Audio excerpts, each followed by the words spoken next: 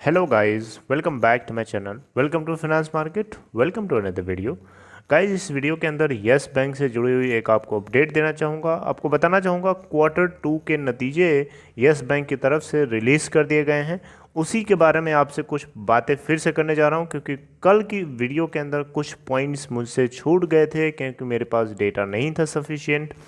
लेकिन मुझे लगा कि जितना बता रहा हूँ उतना सफिशिएंट था, लेकिन ऐसा नहीं है। कुछ चीज़ें और अपडेट हुई हैं, उसको मैं आपको अपडेट करना चाहता हूँ कि सितंबर क्वार्टर के अंदर यस बैंक के जो नतीजे हैं, उन नतीजों के अलावा कुछ और भी ऐसे नतीजे हैं, डेटा हैं, जिसको आपको जानना बेहद ज़रूरी होता है। राइट, तो सबसे पहले हम लोग आज के ट्रेड की स्थिति को देख लेते हैं कि आज के दिन 6 अक्टूबर को क्या सिचुएशन है। आइए देखते हैं। बात करें प्रीवियस क्लोजिंग प्राइस की तो 13.35 है और वहाँ से ओपन प्राइस भी आज की वही है। लो बनाता है 13.20 का और हाई बनाता है 13.45 का। करंटली अभी 13.25 के ऊपर ट्रेड हो रहा है, जो कि 11:07 का स्टेटस है। 5.65 का इसका लो है 52 वीक और 52 वीक हाई है 87.30 का। लोअर सर्किट आज के लिए 12.70 का लगा था, अपर सर्किट 14.00 का लगा था। करस्पॉन्डिंग मार्केट कैप आप देखें तो 33,197.75 करोड़ है। अब वॉल्यूम को अगर आप चेक करें तो एनएससी के ऊपर अभी तक 11:07 तक 1,42,62,015 इतनी सारी क्वांटिटीज़ ट्रेड कर ली गई। आप बीएससी पे देखेंगे तो जो बीएससी के ऊपर वॉल्यूम है वहाँ पे 50,43,505 क्वांटिटीज़ को ट्रेड कर लिया गया। 13.23 की प्राइस बीएससी के ऊपर चल रही है और पेंडिंग ऑर्डर आप देखें तो बाइंग साइड पे 36% है और सेलिंग साइड पे 64% है। ओके, अब देखिए यहाँ पे कुछ पॉइंट्स है जिसको मैं आपके साथ डिस्कस करना चाहता हूँ। देखिए यहाँ पे बैंक्स का कहना है कि वो अपने सीडी रेशियो, जी हाँ, सीडी रेशियो का मतलब जानते हैं? सीडी रेशियो का मतलब होता है क्रेडिट टू डिपॉजिट रेशियो। ठीक है, क्रेडिट टू डिपॉजिट रेशियो को समटाइम्स हम लोग लोन टू डिपॉजिट रेशियो भी बोलते हैं, यानी शॉर्ट में हम लोग कभी कभी इसको LDR, जी हाँ, आपको मैं प्रोनाउंस कर रहा हूँ तो शायद एल से कुछ और सुनाई दे रहा हो। कुछ लोग होते हैं ऐसे भी, थोड़ा सा क्लियर नहीं समझ में आता है, तो मैं यहाँ लिख देता हूँ LDR, लोन डिपॉजिट रेशियो। कहीं कि हम लोग इसको CD रेशियो भी बोलते हैं directly, CD ratio, CDR। Okay, तो CD रेशियो क्या होता है इसके बारे में थोड़ा सा आपको बताऊंगा, और बैंक ऐसा क्यों कह रहा है कि वो अपने CD रेशियो को, यानी डिपॉजिट रेशियो को, CD to credit to deposit ratio यानी LDR को क्यों कम करना चाहता है 100% से। ओके, तो देखिए बात कुछ ऐसी है, पहले हम लोग जान लेते हैं कि CD रेशियो क्या होता है। गाइस देखिए, CD रेशियो का मतलब होता है क्रेडिट टू डिपॉजिट रेशियो, यानी लोन आप जो देते हैं बैंक को, सॉरी बैंक जो आपको लोन देता है, बैंक जितना भी लोन देता है अपने कस्टमर्स को, total loan divided by total deposit. Bank के पास टोटल डिपॉजिट कितना आ रहा है वो नीचे होता है डिनोमिनेटर में, और ऊपर क्या होता है, ऊपर वो अमाउंट होता है जितना बैंक लोन बांटता है, राइट, इनटू 100 कर देते हैं। तो ये डेटा हमें CDR या फिर LDR का डेटा हमें परसेंटेज वाइज मिल जाता है। तो यहाँ पे यस बैंक का कहना है कि ये अपने CDR या फिर LDR को, डिपॉजिट रेशियो को, क्रेडिट टू डिपॉजिट रेशियो को 100% से कम करना चाहता है, लेस करना चाहता है। ठीक है, अब देखिए ऐसा क्यों करना चाहता है, उसका एक लॉजिक है, उसके पीछे एक लॉजिक है। लॉजिक को फिर से समझने की कोशिश करते हैं। राइट, जैसे मान लीजिए कि ये x है। x क्या है? x basically is the amount of loan given by the bank to the customers. Okay, total amount of loan. और यहाँ पे y क्या है? y क्या है? y is the total deposit at the bank. Bank के पास टोटल डिपॉजिट कितना आया वो है इनटू 100। अच्छा, अब ये पूरा जो ये किसका डेटा है, ये है LDR यानी लोन टू डिपॉजिट रेशियो का। ठीक है, LDR का ये आपको डेटा है, राइट। अब सबसे देखिए, इस LDR की वैल्यू 100% कब हो सकती है? 100% तब हो सकती है जब x और y दोनों इक्वल हों और कट जाएंगे एक दूसरे से, राइट।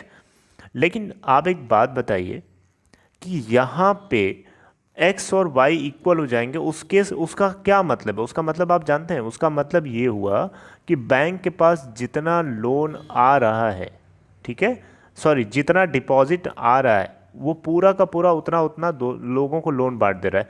ऐसे सिचुएशन में खतरा ये है कि बैंक के पास जो सरप्लस अमाउंट होना चाहिए वो अगर नहीं रहेगा तो अपने कस्टमर्स को ज़रूरत पड़ेगी तो कैसे देगा? बात को समझ रहे हैं? तो इसीलिए बैंक के पास जो डिपॉजिट है वो ज़्यादा होना चाहिए इन कंपेयर टू लोन्स। यहाँ पे जो लोन होता है, जो ऊपर लोन है, जो लोन देता है बैंक, इसको एसेट ऑफ द बैंक बोलते हैं, और जो नीचे डिनोमिनेटर होता है जिसको हम डिपॉजिट बोल रहे हैं, इसको हम लोग बोलते हैं लायबिलिटीज़। तो बैंक की जो लायबिलिटी है वो उसके एसेट से ज़्यादा होनी चाहिए। Amount of liability must be greater than amount of loans, है ना। अब देखिए यहाँ पे LDR की वैल्यू 100% से नीचे लाना चाहता है यस बैंक। इसका मतलब ये नहीं कि वो 2%, 4%, 10%, 20% तक ले आना चाहता है, नहीं। इतना लो होना भी बहुत खतरा है।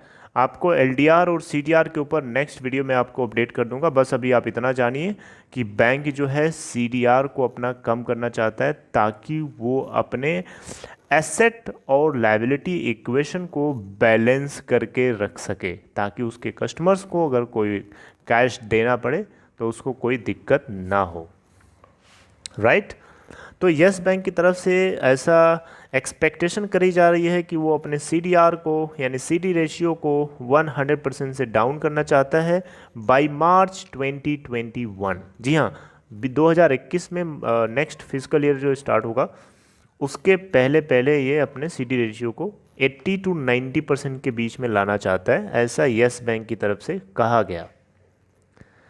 अभी इसका करंट लेवल अगर आप देखें तो सितंबर क्वार्टर में जो एंड हुआ है Q2, उसके अंदर 122% रहा है CD रेशियो, ठीक है। अपने asset quality asset liability equation को बैलेंस करना चाहता है। हालांकि अगर आप देखें तो CD रेशियो सितंबर क्वार्टर का तो 122.9% था। बेसिकली मैंने राउंड ऑफ करके बता दिया था। जून क्वार्टर का अगर आप देखें तो CD रेशियो 140.2% था, और मार्च क्वार्टर का आप देखें तो 162.7% था। तो अगर आप देखें तो लास्ट के 3 क्वार्टर से कंसेक्यूटिवली ये अपने CD रेशियो को डाउन करते करते ले आ रहा है, और उम्मीद भी है कि आगे जाकर के 100 के थोड़ा सा नीचे हो सकता है। अब इसके बाद देखिए बैंक के जो ऑफिशियल्स हैं उनका कहना है कि ये जो CD रेशियो है ये बहुत पहले ही हम लोग 100% से नीचे कर सकते थे, लेकिन अब यहाँ पे क्या है कि बैंक को भी, यस बैंक को भी उसकी भी जिम्मेदारी बनती है, उसको भी अपने इंटरेस्ट अर्निंग्स को ही ध्यान में रखना पड़ता है, ठीक है। और अपने जो क्रेडिट एक्सपेंशन है उसको बढ़ाना उसकी एक बहुत बड़ी जिम्मेदारी है, क्योंकि बैंक जो है कैश से तड़प रहा था, फड़फड़ा रहा था। तो इसके लिए कैश का होना यानी अर्निंग्स के ऊपर ध्यान देना काफ़ी ज़्यादा इम्पोर्टेंट हुआ, जिसकी वजह से बैंक ने अपने आप को ज़्यादा से ज़्यादा एक्सपेंशन किया लोन बांटने में। हालांकि अब सिचुएशन धीरे धीरे सुधारी जा रही है, क्योंकि मामला जो है धीरे धीरे अपने बैंक जो है ट्रैक पे आ रहा है। प्रशांत कुमार जी की लीडरशिप में बैंक जो है अपने ट्रैक पे आ रहा है, धीरे धीरे, धीरे धीरे ही सही लेकिन आ रहा है। ओके, एडवांसेस की बात करें तो एडवांसेस मैंने आपको आई थिंक लास्ट वीडियो में एक्सप्लेन किया था, लेकिन फिर भी यहाँ थोड़ा सा बता देते हैं। Q2 के अंदर जो एडवांस रिसीव हुआ था यस बैंक लिमिटेड को वो 1.66 ट्रिलियन रुपीज़ 1.66 ट्रिलियन। वहीं Q1 के अंदर देखेंगे तो 1.64 ट्रिलियन रुपए में है, याद रखिएगा, डॉलर नहीं है। और इन दोनों का डिफरेंस निकाल करके इनिशियल क्वार्टर यानी Q1 से डिवाइड करके अगर आप 100 मल्टीप्लाई करेंगे तो ये परसेंटेज में आ जाएगा। तो Q2 के अंदर जो एडवांस राइज हुआ है वो 1.4% का है। यस बैंक जो कि SBI state bank of India का एक एसोसिएट है, 3,795 करोड़ रुपए जो है रिटेल सेगमेंट्स में डिसबर्स किए थे क्वार्टर 2 के अंदर। वहीं क्वार्टर 1 के अंदर 424 करोड़ रुपए जो है इन्होंने रिटेल सेगमेंट को लोन बांटे थे।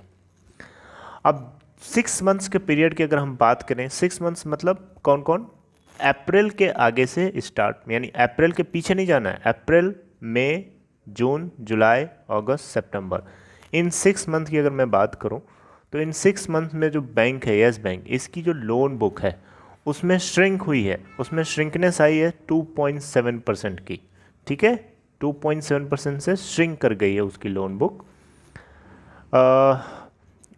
इन compare to outstanding loans of rupees 1.71 trillion. जी हाँ, 1.71 ट्रिलियन जो ये टोटल अमाउंट है मार्च के एंड यानी मार्च क्वार्टर का, उसके रिस्पेक्ट में अगर हम देखें तो ये उसके मार्च के बाद जो वाले 6 मंथ्स हैं इसमें 1.61 ट्रिलियन के रिस्पेक्ट में देखेंगे जो कि मार्च एंड की आउटस्टैंडिंग लोन्स थी, तो आपको 2.7% का श्रिंकेज देखने को मिलेगा, राइट। अब बाकी आगे आपको मैंने बताया था कि जो लो कॉस्ट करंट अकाउंट्स हैं, लो कॉस्ट सेविंग अकाउंट्स हैं, उनके अंदर डिपॉजिट रेट धीरे धीरे ही सही लेकिन ग्रो करता हुआ नज़र आ रहा है। बैंक्स का डिपॉजिट बढ़ रहा है, advance deposit, outstanding deposit, Kasa ratio के अंदर थोड़ा बहुत इम्प्रूवमेंट हुआ है, हालांकि ज़्यादा नहीं है लेकिन हुआ है। तो ये सारे पॉइंट्स काफ़ी ज़्यादा इंपॉर्टेंट बनते हैं किसी भी बैंकिंग सेक्टर में आपको इन्वेस्टमेंट करने से पहले। You must have to watch all these things, you must have to notice all these things. So this is the end of this video. I hope you liked it. If you liked it, please give a thumbs up to this video. If you haven't subscribed Finance Market, please do so and make sure to press the bell icon to get notifications. Demat account अगर आपको open कराना है तो description box check करिए, link है, link को click करें, आप स्टॉक के अंदर अकाउंट ओपन करा सकते हैं। Alright guys, see you next time in next video. Take care.